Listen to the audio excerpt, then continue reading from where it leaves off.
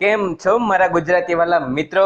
તમે બધા મજામાં હશો, હું પણ મજામાં છું. તો આજે છે 25/8/2018 નું કરંટ અફેર વિશેની માહિતી, ડેલી કરંટ અફેર વિશેની માહિતી, ન્યૂઝપેપરની માહિતી. તો મિત્રો, તમે અમારા ચેનલમાં પહેલી વખત આવ્યા હો તો નીચે લાલ બટન છે સબસ્ક્રાઇબ કરવાનું, સબસ્ક્રાઇબ કરી દેજો અને બાજુમાં નાનું અમથું બેલ આવશે તેના પર ક્લિક કરશો એટલે ડેઈલી અમારા આના વિડીયોની માહિતી તમને એક નોટિફિકેશન બેલ દ્વારા મળતી રહેશે. તો જોઈએ આજના ટોપિક વિશેની માહિતી.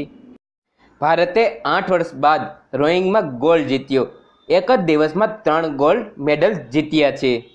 28 વર્ષ બાદ ટીમનું બીજું સર્વશ્રેષ્ઠ પ્રદર્શન થયેલું છે.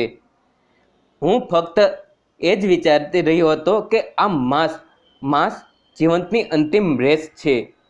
ડિહાઇડ્રેશનના કારણે દુષ્યંતને મેડિકલ સેન્ટર પર લઈ જવાયો હતો. જકાર્તામાં ચાલી રહેલી 18મી એશિયન ગેમમાં શુક્રવારે ભારતીય રોઈંગ ટીમે શાનદાર પ્રદર્શન કરતા એક ગોલ્ડ મેડલ જીતી લીધો હતો. મહત્વની વાત એ છે કે 28 વર્ષના ઇતિહાસમાં રોઈંગ ટીમનું બીજું સર્વશ્રેષ્ઠ પ્રદર્શન છે.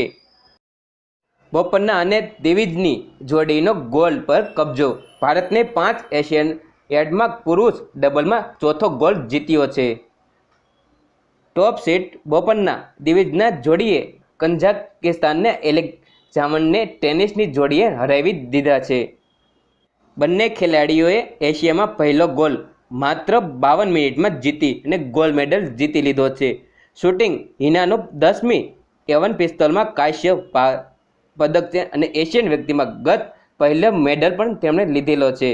કબડ્ડી 2 વાર ડિફેન્સ ચેમ્પિયનશિપ પહેલા ટીમ ફાઇનલમાં હારી, સિલ્વરથી સંતોષ માનવો પડશે. બેડમિન્ટન ને જે શ્રીકાંત પહેલા પણ રાઉન્ડમાં જ હારી ગયો છે. આજનો ઇતિહાસ છે કે સોરઠનો સિંહ અમૃતલાલ શેઠનો આજે તેમનો જન્મદિવસ છે. કે કઈ જન્મ તારીખ છે તો 1891માં અને મૃત્યુ કે છે 1954માં. આઝાદીના પહેલા ગુજરાતી ગણના 2 ગુજરાતી તરીકે થઈ હતી અને એક અંગ્રેજો હસ્તકનું ગુજરાત અને બીજું રજવાડું ગુજરાત જે દેશી રજવાડાઓ સામે પોતાની પત્રકારિતા કલમ દ્વારા લેખન જગાવનાર રાષ્ટ્રીયવાદી અને સહજ પત્રકાર અને તેના અમૃતલાલ દલપતરામ શેઠનો આજે જન્મદિવસ છે. તેમનું મૃત્યુ કહે છે કે 30 જુલાઈ 1954ના રોજ તેમનું મૃત્યુ અવસાન અમદાવાદમાં થયું હતું, મુંબઈમાં. એ ઇતિહાસમાં આજનો દિવસ કે 74 વર્ષ પૂર્વે ફ્રાન્સ જર્મની સરમુખત્યારશાહી હિટલરના કબજાથી 4 વર્ષ બાદ આઝાદ થયું હતું. જે ખાસ નોંધ કરી છે કે પ્રથમ વિશ્વયુદ્ધમાં જ્યારે જર્મનીએ ફ્રાન્સ પર હુમલો કર્યો હતો ત્યારે ભારતીય સેના જેમાં શીખ પર હતા તેણે ફ્રાન્સને જર્મનીના કબજામાં જવા ન દીધું હતું.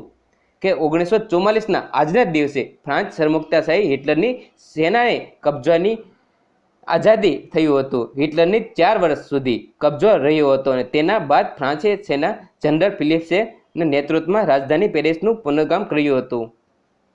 પક્ષી જગતનું જાણવા જેવું માહિતી કે શિકારી પક્ષીઓ એકબીજાની હદમાં અને એકબીજાના દેખાય તે રીતે માળા બાંધતા નથી. ઘણા શિકારી પક્ષીઓ માળા બાંધતા જ નથી પરંતુ વૃક્ષોના થડની બખોલ કે પહાડોની ભેખડમાં ઈંડા મૂકે છે. શિકારી પક્ષીઓ દ્રષ્ટિ શક્તિશાળી હોય છે. આકાશમાં ઉડતા શિકારી પક્ષીઓ તળાવમાં પાણીમાં તરતી નાનકડી માછલીનું પણ નિશાન લઈ તરાપ મારી શકે છે. પેગ્નેવીનું તેની પાંખોની ઉપયોગી ઉડવા માટે નહીં પણ પાણીના તરવા માટે છે. તે પાણીમાં 500 મીટર ઊંડે સુધી ડૂબકી લગાવી શકે છે. ચીનના સ્વીટ ફૂટના પક્ષીઓ માળો બાંધવા માટે પોતાના લાળનો ઉપયોગ કરે છે. આ માળા સ્વાદિષ્ટ હોય છે. ચીનના લોકો આ માળાની વાનગી પણ બનાવીને ખાય છે. લક્કડખોરની જીભ તેની યોગ્ય કરતાં 4 ગણી લાંબી હોય છે. કબૂતર અને હોલા જેવા પક્ષીઓ અનાજના દાણા ચણીને ગળી જાય છે. દાણા સાથે તે થોડા કાકરા પણ ચણે છે કે જેથી હોજરીમાં દાણા વલોવાઈને દબાય છે. બ્લોડ ઈગલ સૌથી મોટો માળો બાંધે છે. વૃક્ષોની ટોચે તે લગભગ 3 મીટર વ્યાસનો 6 મીટર ઊંડો માળો બનાવે છે. વિશ્વના વૈજ્ઞાનિકો વિશે આપણે થોડીક માહિતી મેળવી. ઇન્ટરકશન મોડલનો શોધક ગેલિલિયો ફોરાસીસ. ઇલેક્ટ્રિક મોટરના ઉપયોગ જાણીતા છે.